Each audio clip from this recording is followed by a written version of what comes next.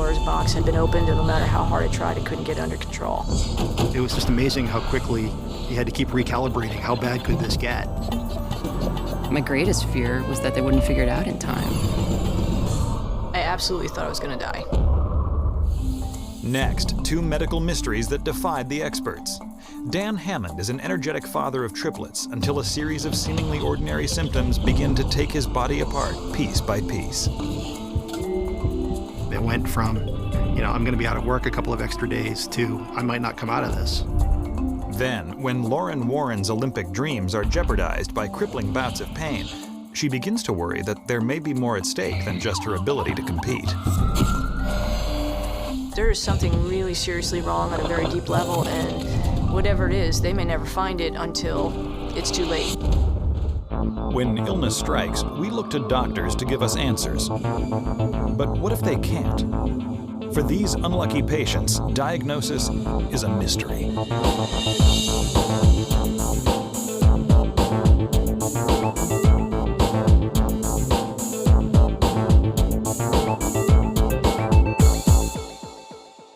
Throughout 2002, Dan Hammond was working long hours as a public lawyer in the Boston Attorney General's office, and in his spare time, he spent every minute he had with his triplets. When the kids were born, they kind of became our sport. They were healthy, happy kids, and we spent most of our time chasing them around. Dan is a very involved dad. We were very busy, obviously, with the triplets. He was a very active guy. Overall, Dan considers himself quite healthy, but in April of 2003, he becomes alarmed by a strange lump on his tailbone. Having never seen anything quite like it, he makes an appointment right away with his doctor. It was the size of like a golf ball, so fairly imposing and very painful just because so many nerve endings come together down there. After a thorough investigation, the doctor determines that Dan is suffering from a pilonidal cyst at the base of his spine. They don't really understand where they come from or why certain people get them. They could be dealt with surgically, and that would resolve the situation. The doctor assures Dan that the surgery is simple but necessary. If he doesn't have the cyst removed, it could get bigger and even more painful. But as Dan is being prepped for the procedure, he notices something very strange on his shin. It was very painful. It felt like if you had taken a direct hit from a hockey puck or a baseball or something, except obviously that I hadn't. I had not had any kind of trauma there. The surgeon immediately calls off the operation so that he can investigate this new finding. He wants to make sure it's not in any way related to the cyst on Dan's tailbone. The doctor then orders an X-ray, but it reveals nothing out of the ordinary. So Dan is cleared to proceed with the surgery. He's wheeled into the OR, and 2 hours later, when he wakes up, the doctor informs him that they successfully removed the cyst. I felt fine. I felt like I sort of expected to feel. Later that day, Dan is released from the hospital with strict orders to stay in bed for the next week. But instead of gradually feeling better, Dan begins to feel worse. Shortly thereafter, I started to just generally feel lousy. Dan is distressed that he's not recovering as quickly as he had hoped. In addition to feeling sick and fatigued, strangely, both of his legs are beginning to swell. Mary was noticing that both of the legs looked like some kind of fluid was being retained there or something. They were both getting kind of puffy. They were shiny and hot looking, and he complained a great deal about his legs. He soon begins experiencing crippling pains in his legs. Eventually, it gets so bad, Dan can barely walk. Then, just 4 days after his surgery, he's plagued by something he's never experienced before: insomnia. As you can imagine, having had 3 kids in the house for 6 years, anytime sleep presented itself, that was never an issue. And really, for the first time in my life, I would just lie for hours staring at the ceiling, unable to get to sleep. He was very tired for the days following the surgery, which seemed quite normal, but then sleepless after that. I remember specifically one night at 1 o'clock, I still hadn't slept at all. So rather than torture everybody else, I just got up and went downstairs to the couch and brought a 400-page Andrew Jackson biography with me, figuring that this should take care of it. And when the sun came up at 5:45, I had finished the biography, still lying on the couch, and I had not slept at all. And that's when I began to realize this is more than garden variety insomnia. Something's going on here.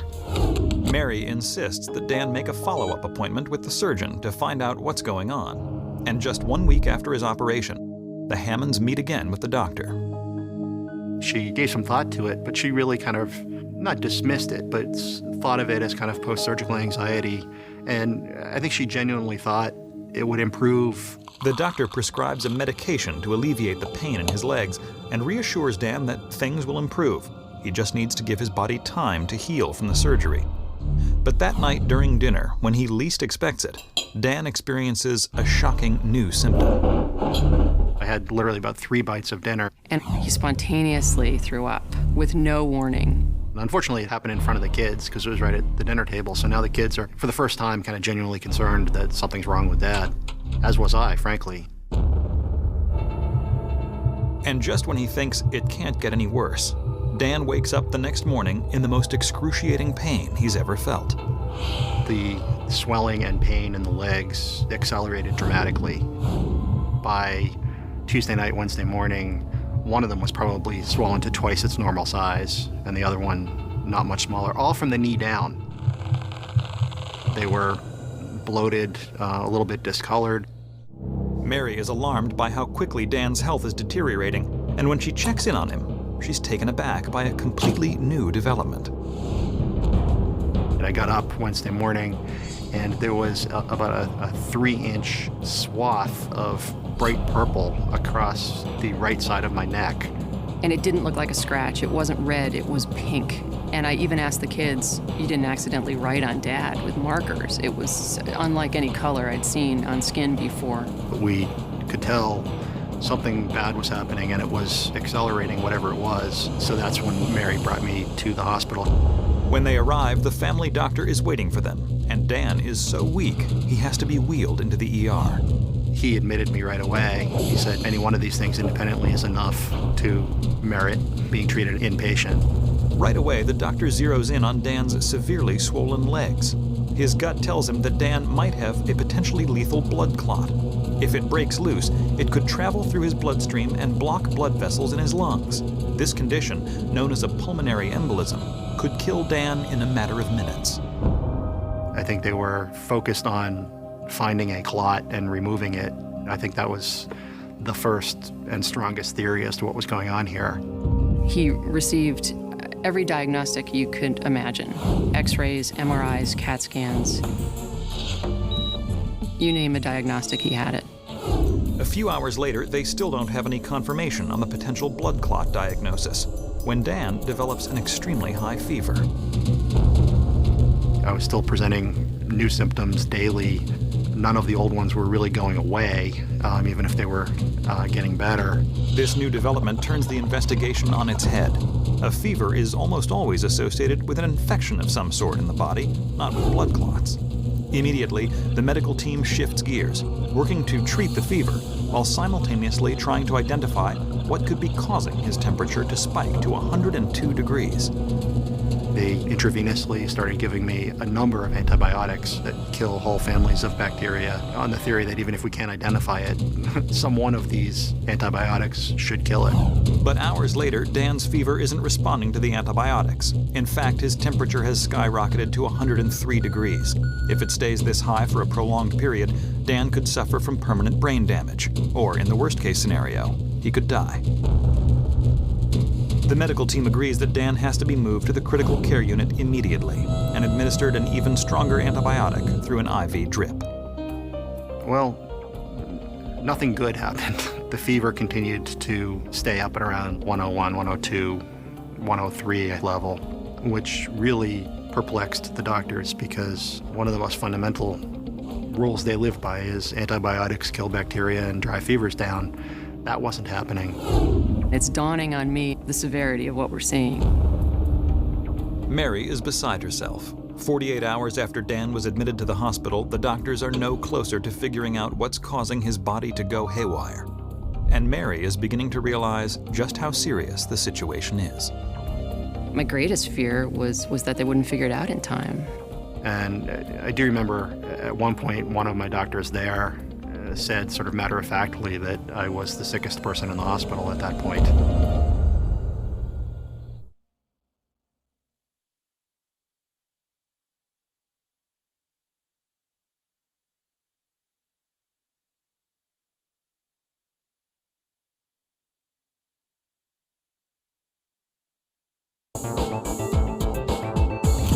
the past 48 hours, Dan Hammond has been floating in and out of consciousness, and doctors have no idea why. He's suffering from an extremely dangerous fever and excruciating leg pain. The medical team is struggling to understand how the seemingly unrelated symptoms could be linked, and they appear to be at a dead end. And it didn't, obviously, sit well. So the next morning, I went in and I said, I think we should move him. Mary was a fierce advocate through all of this, and I think she was way ahead of me in realizing that this doesn't add up to anything and we're in the wrong place. Mary convinces the family doctor who is managing his case to release Dan to another hospital that can provide more specialized care. And the next morning, as soon as I got there early in the morning, the paperwork was underway and he had made plans to move him. They rush him to Massachusetts General, but on the way to the new hospital, a terrifying new symptom emerges. For the first time ever, I started to notice some vision problems and sort of seeing shadow images, things that aren't really there. Something strange going on with my right eye. I think he was so frustrated, and to add another symptom, it was an incredulous feeling, like, what is going on? Within a couple hours of having first noticed it, by late morning, vision of my right eye was very blurry. If I closed my left eye, I could only make out indistinct shapes in the room in my right eye. So just in the 2 hours since I'd first noticed it, it had degenerated badly. Dan is now terrified that he may be going blind. But the new doctors are more concerned about Dan's fever. It's imperative that they identify the infection that is wreaking havoc on his body, and fast. I was seeing rheumatologists, I was seeing infectious disease specialists, hematologists, and GI people. And he's examined, but it's 5 o'clock at night. It's too bad. You know, you have this sinking feeling like, I think he's in the right place now, but I sure wish it was 9 a.m. As the day is ending and the Hammonds' lives are spiraling out of control, another doctor enters Dan's room, an internist who begins to perform yet another thorough exam. He then proceeded through the whole checklist of all the different symptoms, and then he got to the eyes, which were kind of tacked on at the end because it was something that had just come up that day. So he said, okay, well, close your left eye and tell me what you see. And I closed my left eye, and I couldn't see anything. One eye began getting blurry at about 8 a.m. on Thursday, and he was completely without sight 24 hours later. The internist quickly excuses himself and begins trying to track down an ophthalmologist who is available at 10 o'clock at night. I think internists are stoics by nature, but it's clear that he thinks this is highly significant, and the eyes kind of rocket up to the top of the list of symptom sets to be dealt with. In less than an hour, an ophthalmologist arrives and immediately begins conducting an intense round of eye exams. I never so much as had glasses, so it strikes me as strange that, you know, with all these specialists, it's the eye doctors of all people who seem to be kind of driving the bus here. You could tell by her body language that she was alarmed by what she saw or didn't see. For the first time, Mary and Dan are hopeful that someone may be able to piece together his mysterious symptoms. Because of his rapidly deteriorating eye condition, Dan is put under the care of immunologist and ophthalmologist, Dr. Stephen Foster. Mr. Hammond's right eye was blind and unable to see anything other than the presence of a light. Hemorrhage was present in the retina. The right eye had had much more devastating involvement up to that point than the left eye, but the left eye was fast on its way to catching up. This is clearly an ophthalmological emergency. 36 hours ago, it was 20/20, and now it's gone. But even more concerningly, the left eye is testing at about 2200, which I think basically fits the definition of legally blind. Inflammation in the eye is extremely unforgiving. Once damage occurs to optic nerve or retina, it's finished. There is nothing Dr. Foster can do to save Dan's right eye, but he believes that he has time to salvage the left one. Dan is completely stunned by the tragic turn of events. At the time, I had 3 6-year-old children who were just in kindergarten at that point, and the thought had never entered my mind that I might not see them grow up. He was almost prostrate, profound fevers, and then, of course, going blind. So I can't speak for him, but my guess is that at one point he probably thought his number was up. It was just amazing how quickly he had to keep recalibrating how bad could this get. And over an amazingly short period of time, it went from I'm going to be out of work a couple of extra days too. I might not come out of this.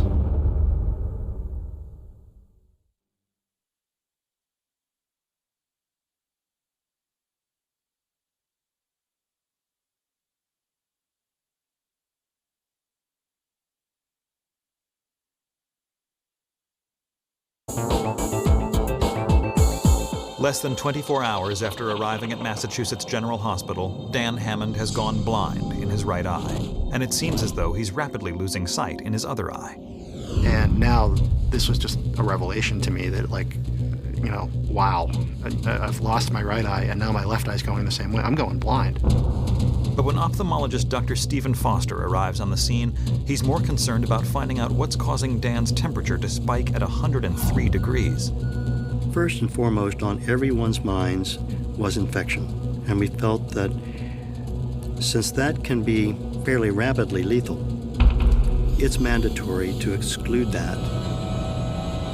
Dr. Foster orders a full battery of emergency tests, hoping to find the source of Dan's bizarre symptoms. 2 hours later, the results are in. All the cultures that were done for the highly dreaded infectious potential causes were negative. So, in fact, this was not infectious. Suddenly, Dr. Foster is back to square one. If it's not an infection coursing through Dan's body, he speculates that the root of the problem may lie in his blood vessels. He immediately performs a vitrectomy, a process in which an entire layer of the damaged eye is removed to see if the arteries feeding it have become inflamed.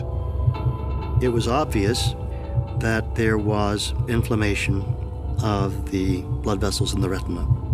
But Dr. Foster suspects that the inflammation is not just limited to Dan's eyes. He fears that the blood vessels throughout his entire body could be inflamed as well. If this is in fact the case, Dan may have only hours to live. Dr. Foster wastes no time. Right away, he preps Dan for an angiogram, a specialized X-ray to view the inside of his blood vessels. Angiograms were done of his major vasculature arterial tree by catheterizing lower portion of the aorta. 24 hours later, when the results come in, Dr. Foster is finally able to pinpoint exactly what's been causing Dan's body to fall apart. And specifically, it was clear that the primary tree, so to speak, of the vascular system that was predominantly targeted was the arterial tree. Dr. Foster calls Mary into Dan's room to give them the answer they have all been desperately waiting for. This was an autoimmune polyarteritis nodosa. Polyarteritis nodosa, or PAN, is a rare and particularly lethal autoimmune disease. For an unknown reason, rogue immune cells randomly attack and inflame the arteries, veins, and capillaries that carry blood to and from the heart. When these blood vessels become inflamed, blood flow slows down, cutting off the supply of oxygen to the surrounding tissues. Ultimately, any organ associated with those vessels shuts down entirely. And what that is a kind of vasculitis where it's the arteries or your vascular system that your immune system starts recognizing as an invader and starts attacking. So in my case, it was the arteries to all various systems of the body that the immune system started trying to take down. So it seemed clear that this patient had an arteritis affecting other organ systems, skin, bowel, and otherwise. Dan is a classic example of how polyarteritis nodosa can overwhelm the body. The inflamed arteries caused the rash on Dan's neck, the swelling and discoloration in his legs, and his high fever. Finally, the disease spread to blood vessels in his eyes. It's clear that Dan's body is surrendering to the disease at a breakneck speed, and Dr. Foster has no time to lose. Polyarteritis nodosa has about an 85% death rate if the patient is not aggressively treated. This was a life and death matter. The medical team at the Mass General swung into action very rapidly with high-dose intravenous corticosteroid therapy. The corticosteroids should reduce the inflammation throughout Dan's vascular system and stop the immune system from attacking any more blood vessels. It just shuts the whole immune system down and renders you almost completely immune suppressed very quickly. Now the only thing they can do is wait and hope that the treatment will help save Dan's left eye and his life. within 24 hours after starting the prednisone, there was no further decline in the vision. So that was a huge relief. Because at that point I'm thinking, I may not be able to read, but I can still make out my kids' faces. Over the next 3 days, Dr. Foster closely monitors Dan, and it seems as though the steroid treatments are truly working. The legs stopped hurting for the first time since before the surgery. The fever went down. The rashes and the other dermatological problems, they receded pretty quickly after that. It felt right. Okay, now we've got the answer. Good. I think everybody breathed a big sigh of relief after 2, 3, 4 days that in fact he was not going to be at death's door. Finally, after days of being in the hospital, Dan is discharged from the critical care unit. And while he's thankful to be alive, Dan must now deal with the realization that he'll never see the world in the same way again. Well, the right eye, unfortunately, was irrevocably damaged from the arteritis, infarction of the retina, and he will never see again with that right eye. Dan is told there's a very slim chance that, over time, he may regain some sight in his left eye, but Dr. Foster is skeptical. Well, you never know exactly what to expect. The hope was that it could be resurrected. But 3.5 months after he is discharged from the hospital, Dan experiences something completely unexpected.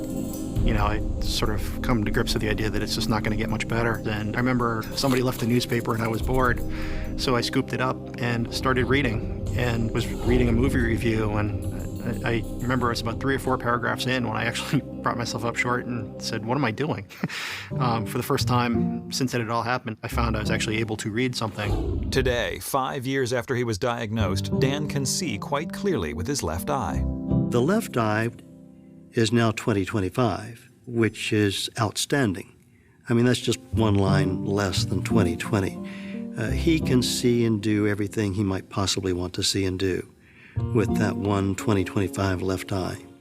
PAN rarely shows up in the eyes, or at least rarely goes after the eyes early in the game. It usually goes after other more fundamental systems first. So kind of the ultimate good news, bad news scenario. PAN really should not have cost me my vision, but it should have killed me. Dan still marvels at how close he was to death and wonders why no other doctor was able to put all the pieces of the puzzle together. Polyarteritis itself is so uncommon and so commonly not recognized and diagnosed definitively and treated aggressively early enough to save the patient's life, so that the diagnosis is commonly made at autopsy. There was a real possibility he wouldn't be here, and I always remember how lucky we are. I consider Dan cured.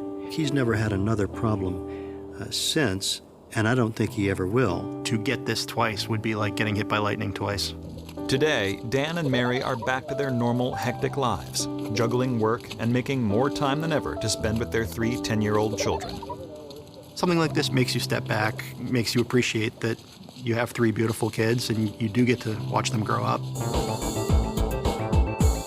While Dan Hammond's body was almost completely destroyed in a matter of days, Lauren Warren spent more than 3 decades suffering and almost just as long trying to convince her family and doctors that anything was wrong at all. 1979 was a memorable year for 12-year-old Lauren Warren. She was a star athlete at her middle school in upstate New York, winning more than 10 races that year. I was an incredibly active young child, incredibly healthy, incredibly strong, and I was very athletically gifted. Despite having a few aches that her mother attributes to growing pains, Lauren is feeling as good as she ever has. But nothing could prepare her for what happens when she comes home from school one day that winter. Out of the blue, I got hit with tremendous pain that just went from tops of my thighs straight on up to my neck. And it literally dropped me to the couch. Alone in the house, she lies completely helpless on the couch, trying to cope with the excruciating abdominal pain. Then, suddenly, her heart feels like it's going to explode. It was a fast-paced, but really heavy beating, and that at any moment it is going to just give one final beat, burst open, and expire. Terrified by what might happen next, she begins to panic. But just when she thinks she can't take it anymore, her mother comes home. As soon as she lays eyes on Lauren, she knows that her only daughter needs help right away. Within seconds, the two are in the car, driving as fast as they can to the emergency room. It felt like, oh my gosh, you know, somebody just put me out of my misery. I absolutely thought I was gonna die.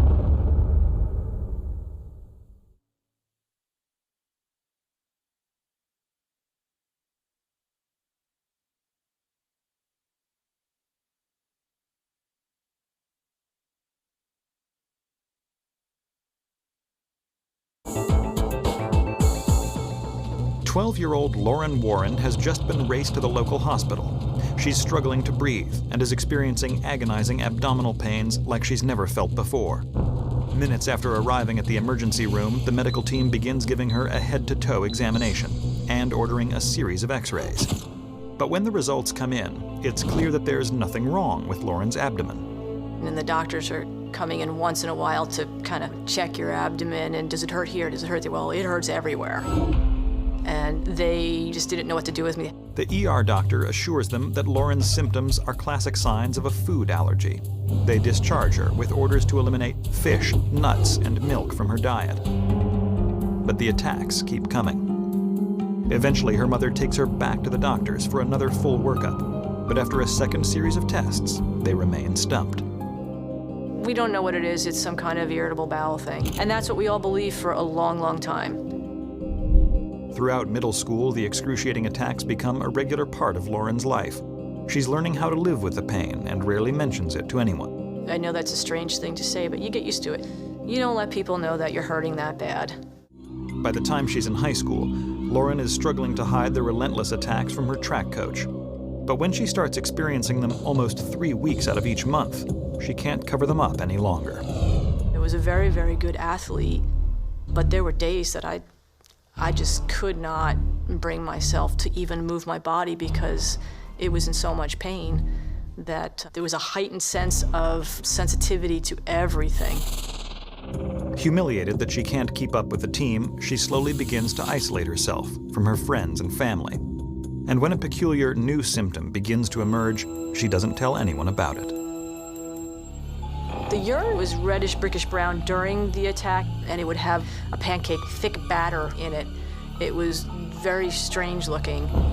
This bizarre symptom, coupled with the debilitating abdominal pains and wild heart rate, have become a daily part of Lauren's life by the time she graduates from high school. And for the next 5 years, her condition only seems to intensify.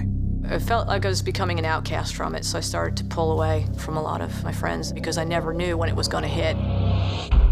Despite the crippling attacks, Lauren manages to land a job at a vet's office, secretly hoping that no one there will catch on to her condition.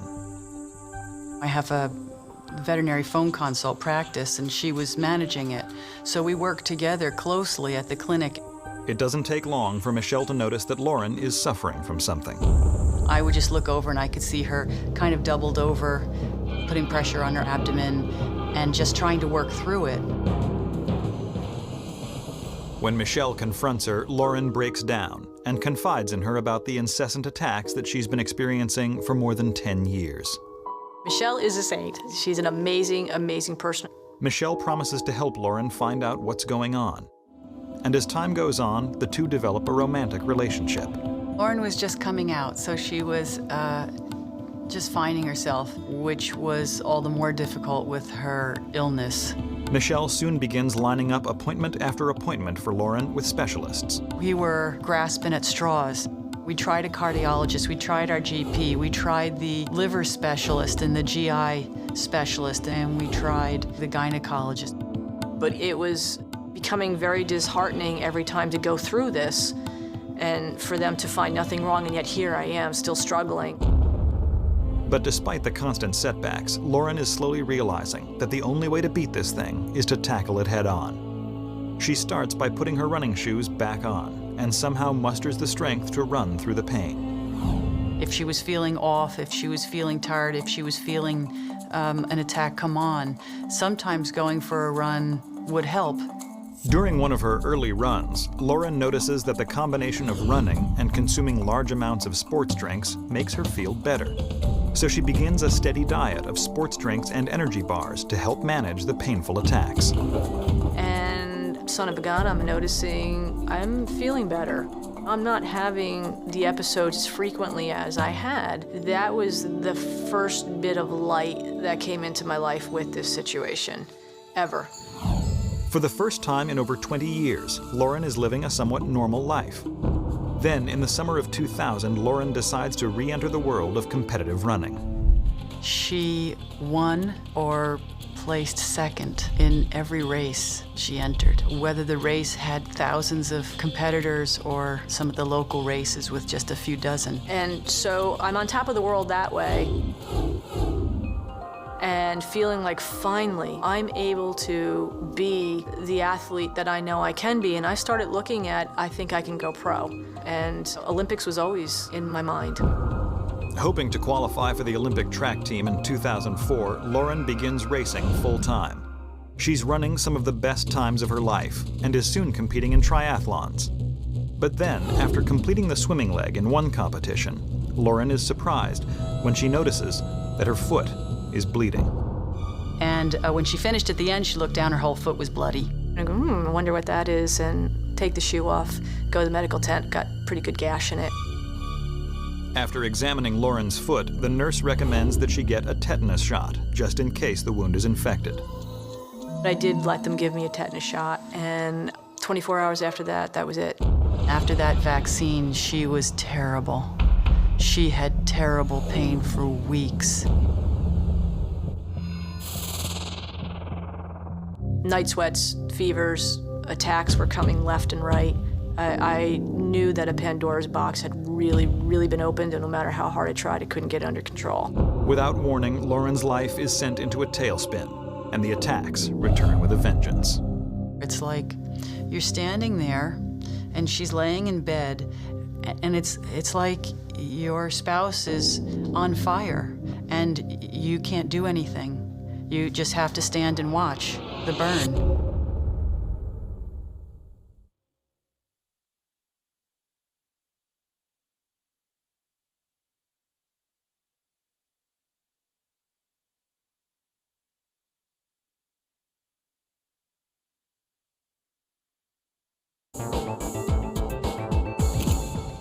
For more than 20 years, Lauren Warren has endured gut-wrenching abdominal pains and an out-of-control heartbeat, and no doctor has been able to figure out what has been causing the bizarre episodes. Surprisingly, when she starts running, the debilitating symptoms all but disappear, until she cuts her foot. And now a seemingly benign tetanus shot seems to have triggered a series of agonizing attacks like she's never experienced before. There is something really seriously wrong on a very deep level, and whatever it is, they may never find it until it's too late. Lauren is beginning to feel like she's lost control of her body completely. Then, when she doesn't think it can get any worse, an alarming new symptom surfaces. Oftentimes when Lauren is falling asleep, she'll have twitches in rapid succession all around her body. And it'll be like a lightning storm going off, where you see a bolt here and a bolt there and a flash there. I can have 5 different areas firing all at once. I'd have severe night sweats with it, like somebody literally poured a few buckets of water over me. It's an extremely difficult time for Lauren, but she's doing the best she can to try to lead a normal life. And one afternoon, when a couple of friends invite them out to the movies, Lauren finds the strength to go. It'll be an evening she'll never forget. As the movie's playing, I'm slowly losing it. And I knew this is bad. This is really bad. And I'm just kind of sinking down in the chair, and I thought I was gonna pass out. And I turned to her, and in my haze, I'm saying to her, when this is over, please take me to the hospital. And she just jumped up. And I said, no. I said, we gotta go now. Terrified by how bad Lauren looks, Michelle races her to the emergency room. And I'm in every position possible, trying to get relief. I can barely breathe and feeling awful.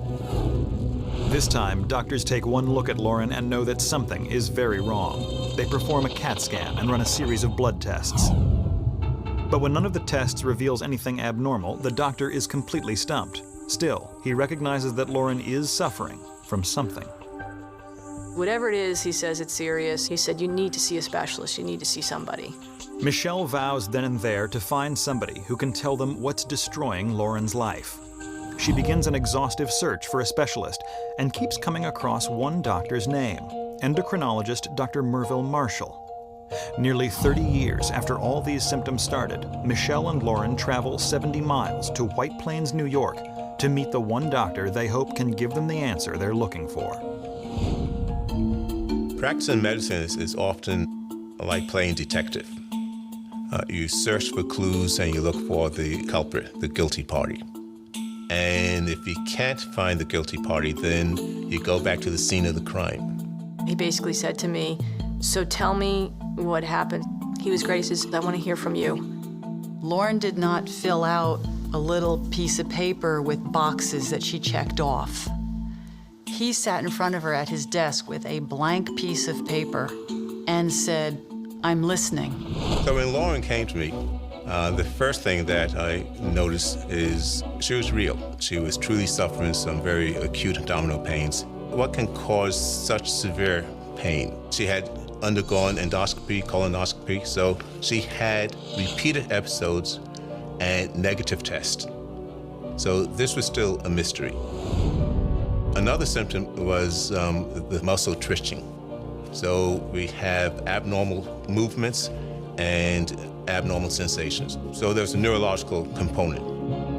Then Lauren tells Dr. Marshall about how the episodes are accompanied by a terrifying, irregular heartbeat. In Lauren's case, it was a fast beat. And there's a lot of things that can cause a fast heart rate. Next, Dr. Marshall wants to know how she's been managing her symptoms, and Lauren has come prepared to show him. And I brought this huge bag. In the bag, I had my sports drinks and all the other sports bars that are high carbohydrate and sugars and things that help me that way. He picked up every one of those darn canisters and spun them around and looked what was on the label, and he's making notes. Every one of them. And he said, "Let me interrupt you for a moment." He got up and he went to the whole wall of reference books. And he pulled off a book and he opened it up. I don't hesitate to admit what I don't know, what I need to look up. And if I find the answer, any day in which I know something that I did not know the day before is a good day for me. He asked me about the family as far as my background, which I was surprised at. Nobody had ever done that. My mother's mother died at, I believe, 37, respiratory paralysis. And then my uncle, who was 36, had a bad attack going on, same symptoms, and actually had a heart attack, all the same symptoms. When he hears that other family members have had similar episodes of pain, Marshall grabs yet another book from his shelf. So now I have an hereditary disease that causes abdominal pain, neurological symptoms, and that gets better with sports drinks, carbohydrate, or electrolytes. So I asked the question that nailed it for me. He said to me, "Does your urine ever look funny? Does it ever change color when this is going on?" And that was amazing. And that was it. The two of us sat there with like a little buzz, like, ooh, he could be onto something. Well, that was it for me, and I knew what test I had to draw to confirm the diagnosis.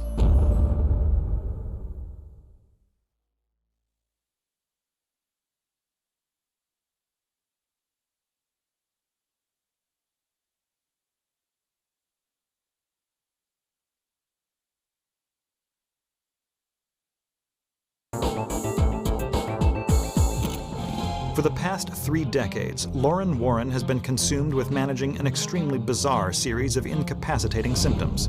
Severe abdominal pains, a heartbeat that races out of control, strange colored urine, and muscular twitching that keeps her up at night. Now, Dr. Merville Marshall thinks he's figured out just what's causing these harrowing symptoms. But first, he needs to run a highly specialized blood test to confirm his hunch. In between the meetings with Dr. Marshall, I was extremely hopeful. I did a lot of praying. After what seems like an eternity, the findings finally come in, and Dr. Marshall has all the pieces of the puzzle he needs to close the investigation. With the positive test result and the family history and the typical symptomatology, it was clear that she did indeed have porphyria. Porphyria is the term used for a group of genetic conditions which cause a problem with the body's production of heme. a critical chemical in the blood that carries oxygen through the body. In healthy individuals, the body produces other chemicals called precursors, which blend together to make the heme. But in patients like Lauren, these precursors are produced in excess and become extremely toxic, causing the nervous system to malfunction. This can result in severe episodes of pain throughout the body. All of her symptoms are due to the accumulation of the backed up chemicals. The pain of the attacks of porphyria is described as acute and extremely severe. Typically, it feels like knives, burning knives being put through the abdomen. The pain of porphyria is thought to be from the nervous system. It's due to a firing of nervous tissues. Dr. Marshall explains to Lauren and Michelle that it was the classic signs of the disease that gave him the critical clues he needed. Tachycardia, or a fast heartbeat, or a faster than normal heartbeat, is one of the symptoms of an attack of porphyria.